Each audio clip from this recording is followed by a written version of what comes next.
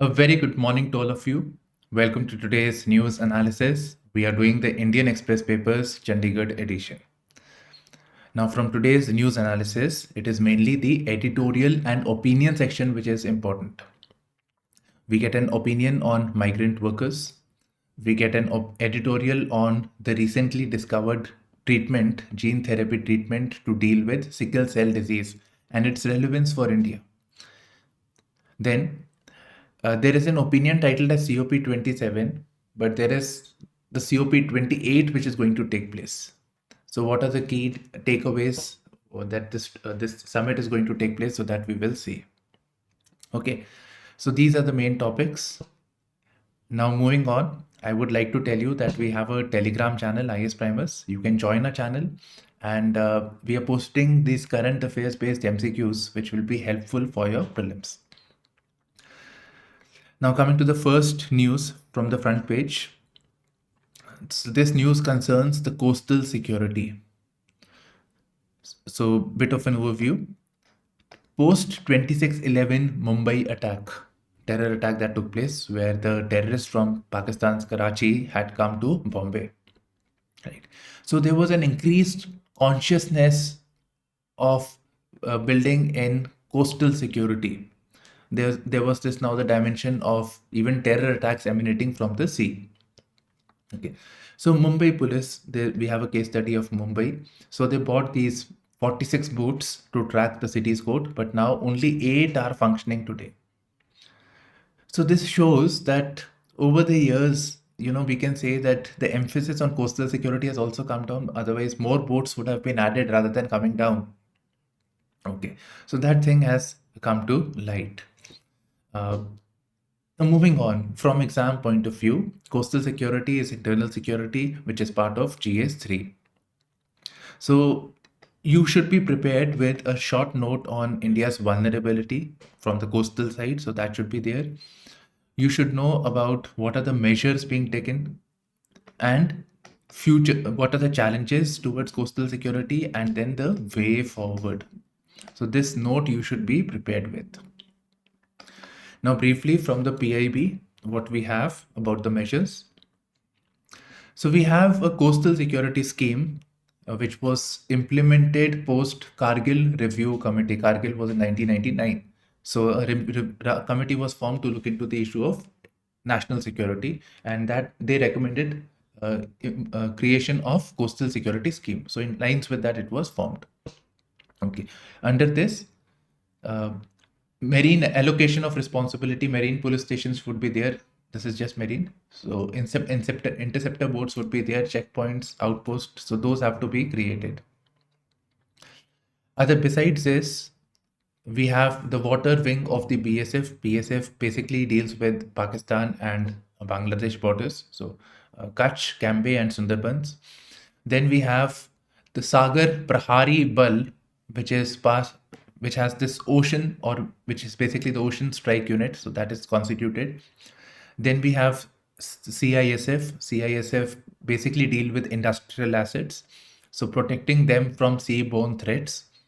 Plus we have International Ship and Port Facility Security Code, ISPFS code. Then we have the Sagar Suraksha Dal. So these are the measures that have been taken to deal with coastal security. Then of course we can look at the state specific initiatives also. Right? So these were union governments, state specific also can be seen. Issues are multiple agencies are there, Navy is there, Coast Guard is there, Marine is there. Then lack of emphasis, then lack of community engagement. There are community fishermen that are there, so police engaging with them, that should be the way forward. Now, what can be done? We need to have a comprehensive maritime policy. We need to have interagency cooperation. We need to focus on technology strengthening and tagging of boats, etc. Maritime training to marine police. So all are the initiatives or the way forward that should be done. Okay. Next, we have a news concerning Haryana,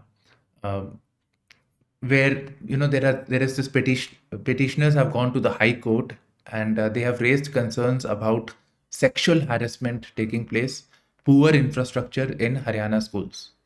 the court has imposed a 5 lakh rupee fine. Right. So what we can take from this is, of course, these things had to be done. These are not acceptable. The government is pretty silent on these. They were not giving us specific timelines as to by when they will deal with these issues. But the problem is that, we can see that this issue is actually there. Okay. So these are there. Now imagine yesterday or day before news, we were talking about the high dropout rates. What is the government doing with dropout rates? So if sexual harassment is there, dropout rate, especially amongst the girl child, will increase. If bad infrastructure, for example, not having a separate toilet for male and female, and again, that may also lead to sexual harassment. So all of this would actually lead to the higher dropout rates. Right. So this topic can be linked with this topic as well. Okay. Then we have this rescuers get past another hurdle on way to trapped 41. They're almost about to release, get these people evacuated, but some problem or the other is coming up.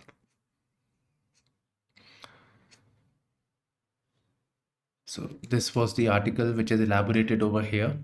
And again, it talks about the Swachh Bharat mission and having infrastructure in the schools, having separate toilets. So that part is of Swachh Bharat.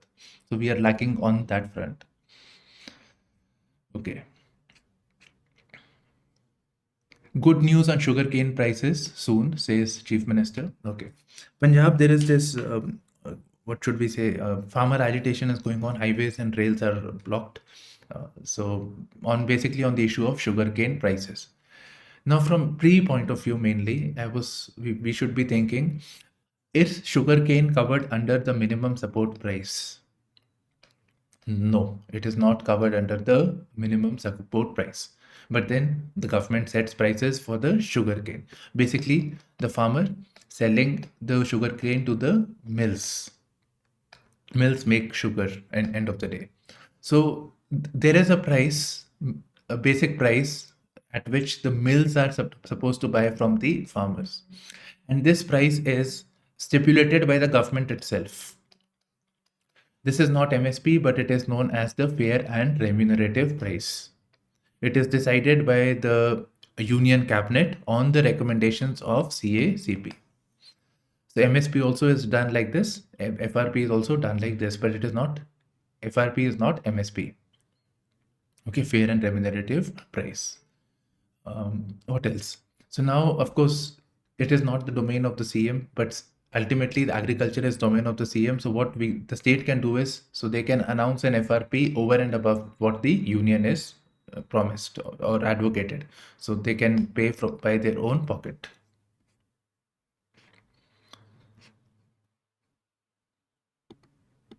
Okay, there is a news concerning custodial torture. So there is this person who was traveling by train. He was wearing white shirt, black pant, just like a TT. He was going for, going to Delhi for police enrollment, constable post. He was picked up thinking that he is impersonating a government official, and thereby he was taken to the police. So there it has come to light that police engaged in wrongful conduct. So case of custodial torture and all those things have come to light. The Punjab and Haryana High Court has taken a strong observation of this, that police think they are above the law. They are not there is no overview. They feel they are powerful, and all this leads to custodial torture. And whenever custodial torture is there, normally it is linked with sexual abuse also. And by the way, the person is a male. Okay. Now, as to this custodial torture and all, this is an important topic, but we haven't seen mains-based questions on GS2, but still it should be prepared. Right. I have points on this. So we have the National Police Commission report that is there, which has given some recommendations, NHRC guidelines, then the guidelines of the Supreme Court in the PUCL versus State of Maharashtra. Plus, we have Justice A.P. Shah Law Commission report, which is Justice A.P. Shah Committee report. So that is also there, right? I have actually written answers also on the same topic. So it's not in my OneNote, but it is somewhere else. It's in my Google Docs actually. Okay. So this topic should still be prepared actually. Okay. Next, Indian Air Force to be renamed as Indian Air and Space Force. So there is a proposal that is there. It has not happened. Just a proposal is there. Now this indicates the inclusion of the term space over here. This indicates the emerging role of the Indian Air Force. So it is not now restricted till the troposphere, but even beyond that is there. Right. So this is a step in the right direction. It also indicates that Indian Air Force has to work on those domains as well. Okay. Next news. This is concerning rare diseases. So we are having this domestic production of rare disease drugs. Rare disease is very difficult, very expensive to treat. So domestic production has brought down the cost. Now in this article, one we get to know about the facts of number of people who are affected by rare diseases. Then we get to know about the names of different diseases, which I have highlighted in green color, right? And other things in yellow. So that have been highlighted. So these Wilson disease and so this disease, all of them have been mentioned and the associated issues with that. Okay, so first of all, what is a rare disease? So rare disease is which is not common, and it is said that if the ratio is 1 per 1,000 population, then it may be defined as a rare disease. In India's case, 6 to 8% of the population suffers from rare disease. Now, 6 to 8% may seem small, but it is a significant number. It means 8.4 to 10 crore population is suffering because of rare disease. Now, when it comes to the rare disease, because it is rare, it doesn't benefit large number of population. So the government schemes, etc., do not focus on this. Government also has scarce resources, so rare diseases get overlooked. So that is the thing. It's a very, and plus it is a very expensive and painful condition that is there. Even the pharmaceutical companies, they do not focus typically on the rare diseases, and if they have drugs, it will be very, very, very expensive. For example, the cost of a drug for a rare disease known as Gaucher's disease will come down to 3.6 crore a year. 3.6 crores a year. With domestic production, it has come down to 3 to 6 lakhs. So even after reducing the price, it is 3 to 6 lakh rupees. Right. So basic thing is the drugs are expensive. Now please focus here. This may be important. The disease and the symptoms. Okay. So we have Gaucher's disease, which is a condition that leads to fatty deposits on liver, spleen, and bones. Then we have Wilson disease, where there is excess deposition of copper, and it leads copper in the cornea, liver, and brain, leading to psychiatric symptoms. Then we have tyrosinema, which is a metabolic condition where body cannot break amino acids. Right. And then we have Dravet-Lennox Gastaut syndrome, which is genetic epilepsy syndrome. And their prices have come down, of course. Now, nothing beyond is mentioned as to how suddenly we have domestic production capacity. So those things are not mentioned. But to my understanding, we have an Indian Patents Act. Under this, we have something known as Indian Patents Act Section 3D, which provides for compulsory licensing. So when the drugs, according to the government, are outside of the purview of the 3A, that is availability, accessibility, affordability. So in that case, the government may enforce compulsory licensing. That is, it can give the patent to another company which can produce at a lower cost. So that I don't think it is still very, very expensive. Okay. So that is one of the provisions that are there. No, nothing of how domestic production is taking place. We do know that the private, the Ranbaxy and all these companies do not really invest in research and development as compared to the Western companies. Okay, government takes Apex Cyber Security Agency out of public's right to know. So this Apex Cyber Security Agency is CERT-In. So Computer Emergency Response Team India. This is modeled on the US model actually. So there it is known as CERT US. Okay. So this is the national nodal agency to deal with cybersecurity threat like hacking, phishing, all the threats actually. And so this is believed it is recommended that it should become out of the purview of the Right to Information Act 2005. Why would they do it? Okay, it doesn't make sense. But anyways, so they have what they're doing is government is doing they want to bring it to Schedule 2 of RTI Act, which means that CERT will be considered deemed equivalent of us of an intelligence agency. So there are 26 other agencies which are not within the purview of RTI. So CERT will also come under this. So here it is mentioned. It will amend the second schedule by including this and thereby outside of the purview of RTI. But to do so, Parliament has to enact. It has to be notified in the Parliament that this has been done. Right, so that is there.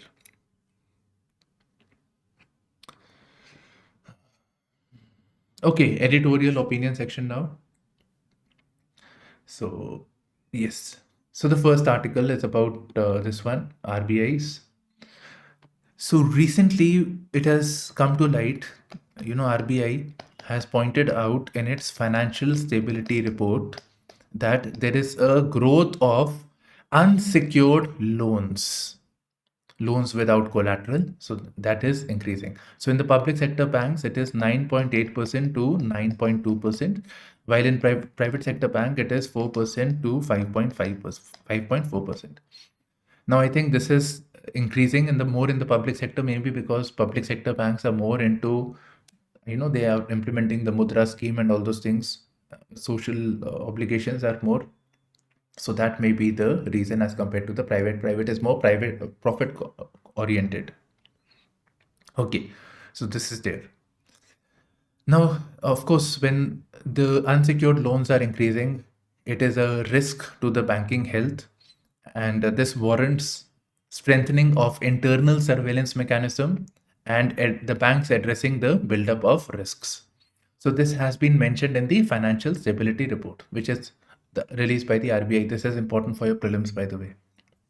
Okay. Now the banks are saying that actually what happened, RBI, they said, okay, fine, you have this. So what we will do is we will increase your risk weightage. So if the risk weightage is increased because of the higher loans that have been given with unsecured loans, so the banks will have to meet more capital requirements. Capital adequacy ratio, banks have to increase that. So that will make the cost of capital more. The lending rate will increase as a consequence of this. Okay. So the banks have said that fine, you're doing this, but you should also look at the NBFC sector.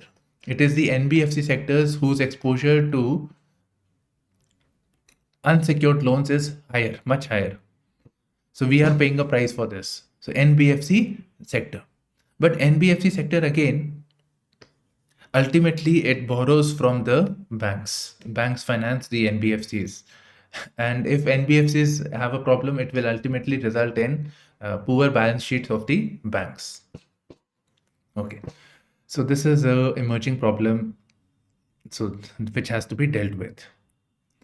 Okay, so the problem is basically about repayment ability of the borrowers. Of course, they are taking unsecured loans. There will be problem of repayment ability of borrowers.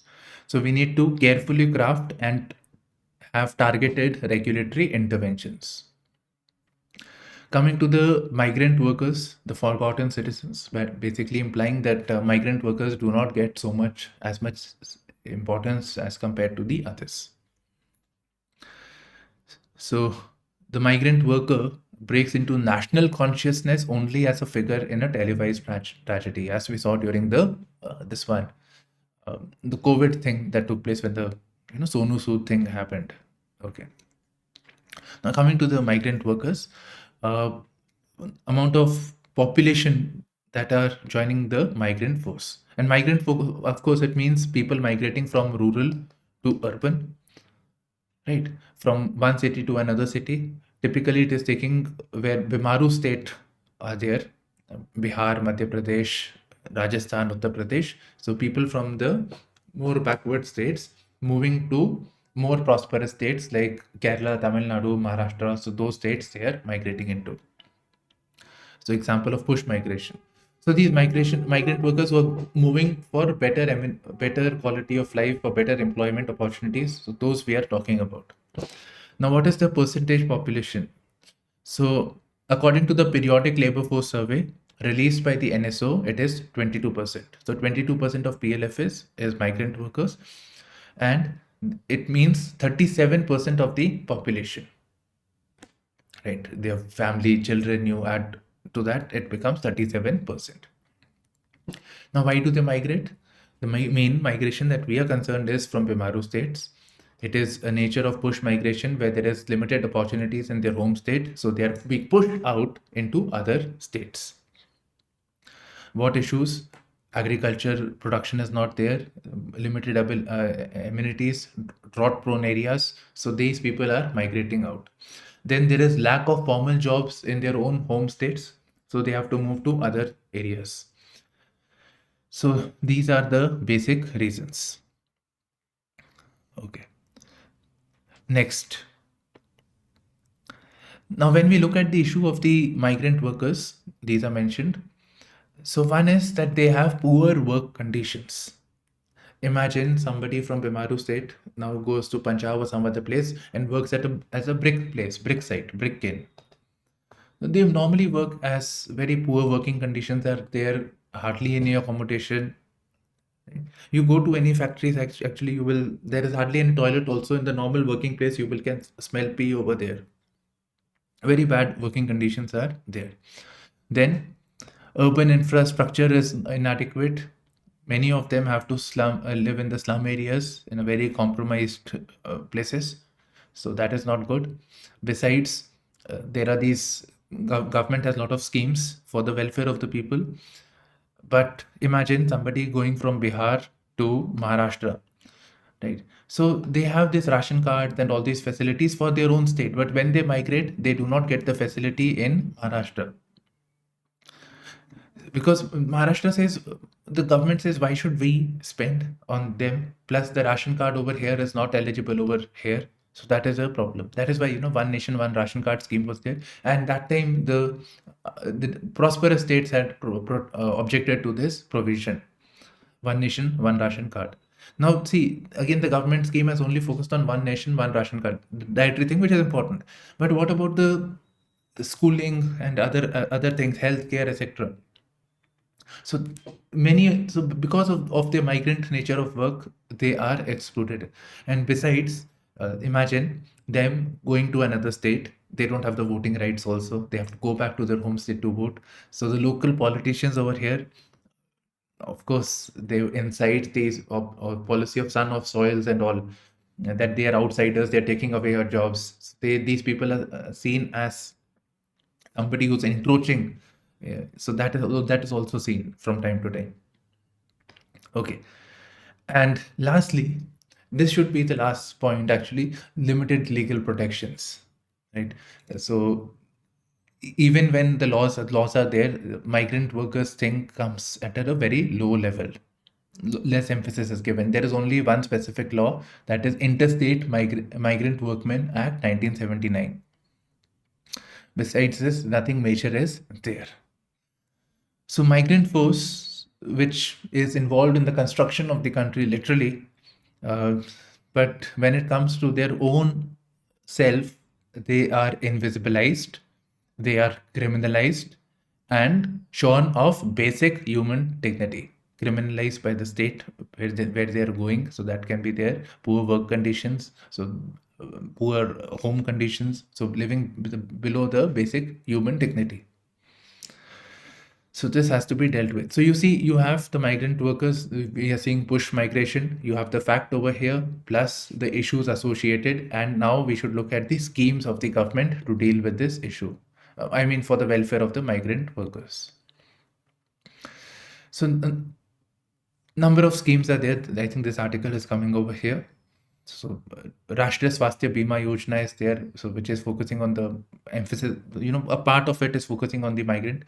Then Atal Bima Yojana is there, right? So all these schemes are there, which are normal schemes for the normal public, but it is also dealing with the migrant now.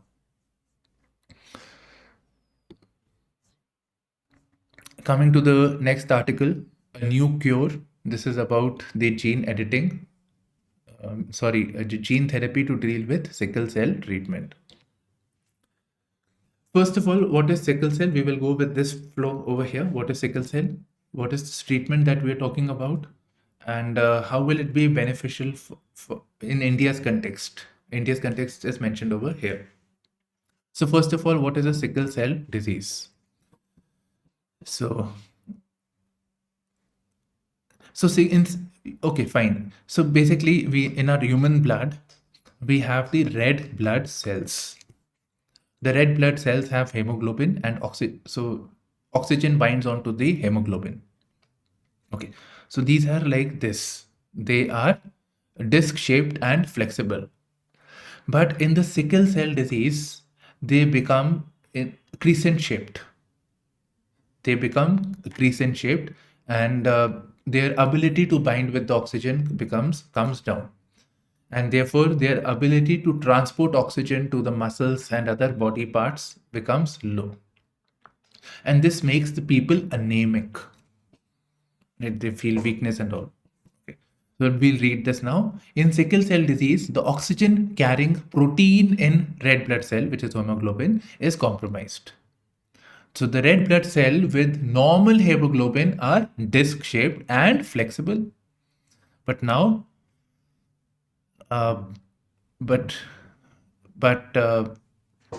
in sickle cell disease, the red blood cells take the crescent shaped, their oxygen carrying capacity comes down, and thereby the people feel anemic. This is a genetic disorder. Sickle cell is a genetic disorder. Okay. And in India's case, let's cover this right away. India has the second highest burden of sickle cell disease. Globally, it has the second highest. 1 in 86 births in the scheduled tribe population is affected by sickle cell anemia. So sickle cell is actually more predominant in the tribal populations. Plus, since in the tribal they marry within that small community only, thereby the disease keeps transmitting through the population. Okay. So 1 in 86, I looked up in the PIB to get this fact. Okay. Now, as far as the government is concerned, the government has taken a note of this thing. In the recent budget, they announced the National Sickle Cell Anemia Elimination Program. So that they have proposed, and they want to eliminate the disease by 2047. Right, so that is there. Now this gene therapy thing has come now, right? Okay, so eliminate disease by 2047. So India thing is also done. Sickle cell, what is sickle cell? That we also covered. Now coming to the gene therapy for dealing with this issue. So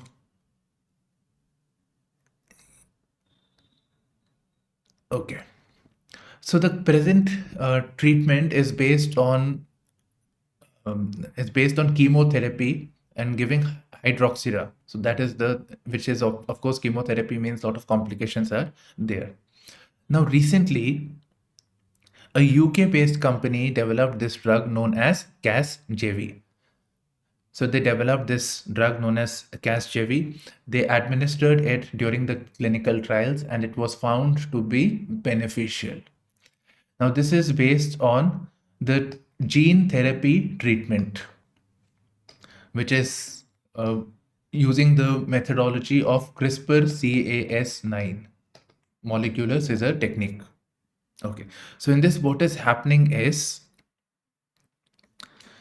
it is not addressing the cause. It is not removing the mutation that is the root cause of the disease. That is, mutation is the red blood cell become crescent like, but it is designed to compensate for the hemoglobin.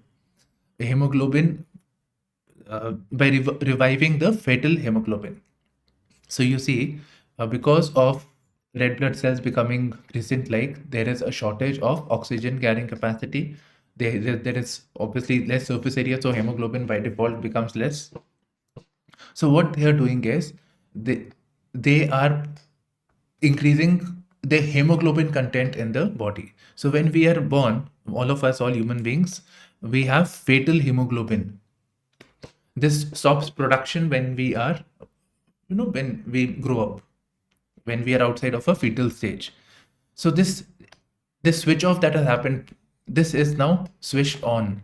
So because we cannot treat crescent, cannot become disc like, but we can have more cells crescent like, which overall means more hemoglobin in the body, which means more oxygen carrying capacity. So that is being dealt with. So mutation is not being addressed, but more hemoglobin is being pushed by reviving fetal hemoglobin.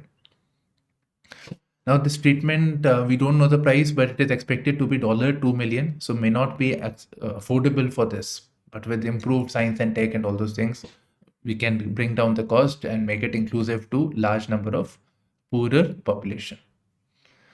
Whichever term, poorer maybe is the wrong term to use actually. Yes. Okay, next, not green versus poor. This is about the COP28 actually, which is going to take place in Dubai. So what is the key agenda? COP is of course dealing with the issue of climate change.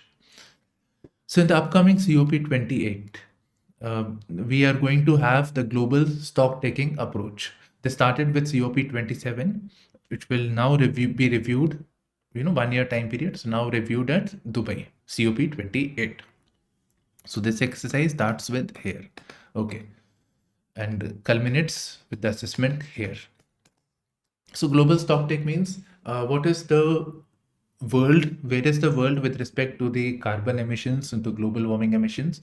And when we look at the world, what individual countries have done and contributed in dealing with this? Okay. So that is the basic point over here. So based, of course, we will know that not enough has been done, then the pressure would be put that more has to be done. Okay. Now, this should be seen in the context of the recent reports of some environmental organizations like the WMO, which has said that this year is likely to be the hottest year for within the previous 1,25,000 years. In fact, there was another article which said that we want to restrict the climate change to 1.5 degrees Celsius of the pre-industrial levels. So they're saying that this level would be breached for at least 83 days in this present year itself.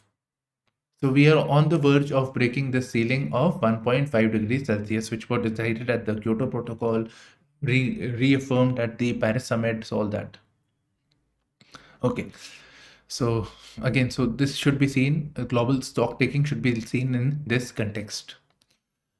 Now, the main thing that they are going to talk about is reducing carbon emissions through greater emphasis on renewable energy and tripling the renewable energy goals.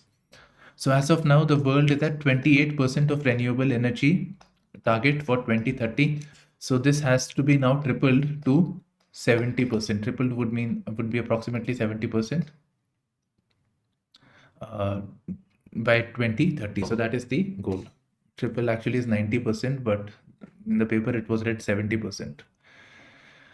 Okay, so this will mean some 7 billion tons of carbon emissions will come down, and besides, Green Climate Fund to be mobilized, a commitment by the developed nations that we will give you 100 billion of climate funding, so that to be started. So not much has been done. By the way, the Green Climate Fund came as a result of the Copenhagen Accord. Okay, now the world news. Right, so day one of truce, Hamas releases 24 hostages, okay, Israel frees 39.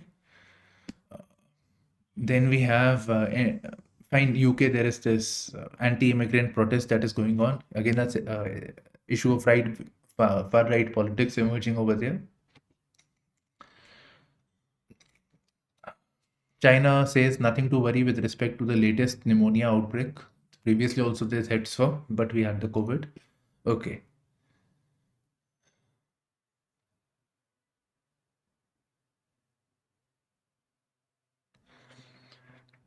Uh, Next, this African nations are cautious of the big pharma companies. Why? So when the COVID happened, and there was this arrangement known as COVAX, and vaccines were to be provided to all countries in some proportion, upon the principles of equity. It was found that African nations in particular did not get the vaccines. So they lost on the COVID vaccine race. The developed nations took advantage. India took advantage, of course, because we were manufacturing the vaccines. So that happened. Okay. So now the poor nations, particularly from Africa, they are conscious of the big pharma and their practices and the wrongful practices that happen, plus these companies engaging in monopolistic practices and keeping the drug prices high. So they are taking a path where they're pushing the companies to review their prices direct and check the monopolistic practice tendencies. India has also done this through the Indian Patents Act, the compulsory licensing, etc. So that India also does that. Okay, coming to the economy section, oil price slightly lower from $83 per barrel. US is same. India Inc. looks to raise 72,000 crore from IPO markets. So what is the IPO market basically? Companies want to raise money, so they sell shares and get listed in public stock exchanges. So the public stock exchanges, people like me and you buy shares of this company, and when we buy shares, the company gets money. And with this money, they get working capital or capital for infrastructure, whatever for that they need. So that is, in short, the IPO market. The first time when they launched their companies. I heard about Tata Technologies having this IPO coming up. SEBI proposes easing select insider trading provisions. Okay, as far as we know, insider trading is a bad thing. It's a negative thing. So what is this insider trading, first of all? So insider trading is basically a practice where the company's top officials, since they are privy of the happenings of the company, they make trades. They make trades, and obviously very profitable trades. Okay. And this is deemed as an unethical practice. But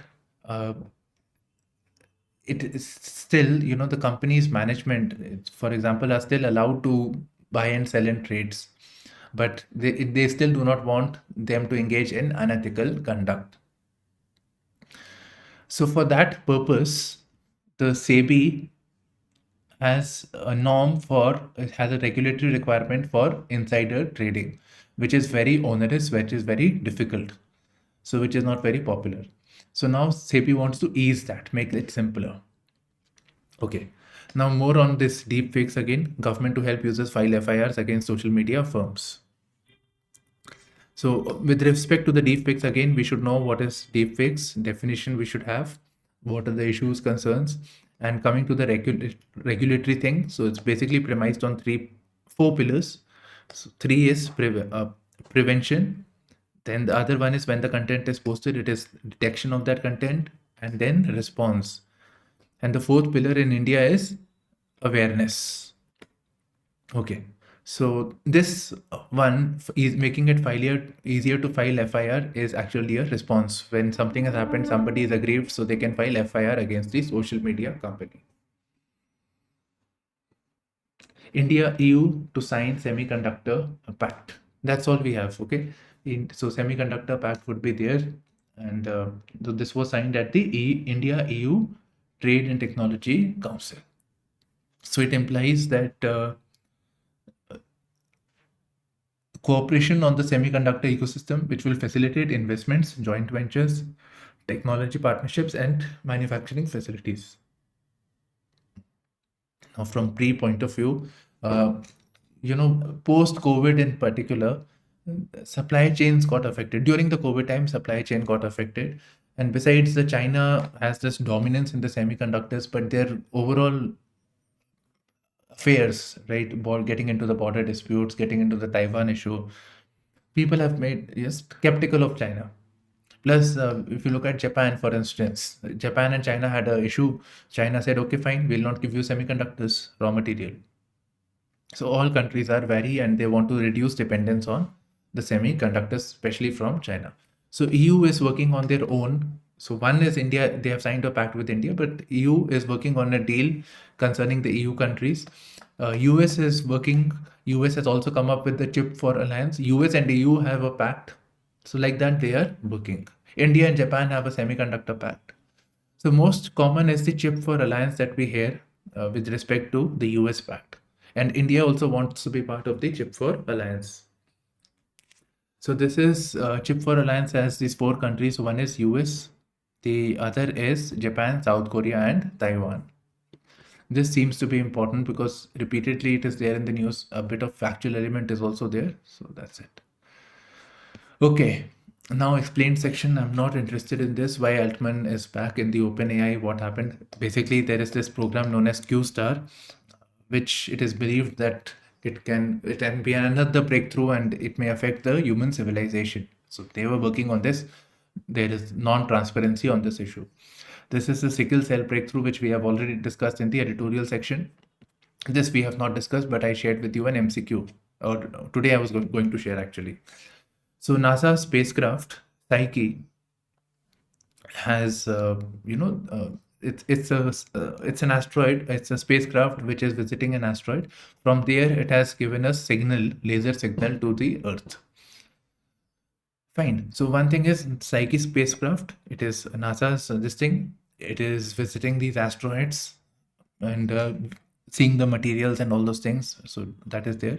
It is part of NASA's deep space program, deep space optical communications experiment also. Okay, so that is their Psyche we have done. Now, what else do we have? So this article is focusing on the deep space optical communications now. So deep space optical communications. What it is saying that the spacecraft fired laser signal to the Earth, and from Earth also laser signal was fired to the spacecraft for transmission of data. Now, why is this a big deal? You see, there is a problem in sharing the laser signals, laser also visible spectrum, which is high frequency. You can see this, it's high frequency. This is low frequency because the waves are gap is there, while here it is not there. So when there is high frequency, what we see is, imagine if it is coming across another medium, like let's say foliage of a tree or something like that, then it gets affected. It loses information. It cannot pass through. But when we look at the radio waves, which are not high frequency, so they can pass through mediums, but the data that they carry plus the speed is less. While here we get the benefit of the speed, right? As it's a much faster. Light waves are always faster. Plus they can carry more amount of data. They are tightly packed. So data is also tightly packed. While here that scope is not there. So for previously radio waves were being used, and even now it is being used, but now light waves have been used. Now the only challenge that they have is to do this, they need greater precision. Very high precision is required so that they do not come into contact with unwanted elements and lose information. And secondly, for this, they also have to protect from the spacecraft's vibration. So it is very sensitive. But if we are able to throw information using this, we can have much more amount of data which can be transmitted.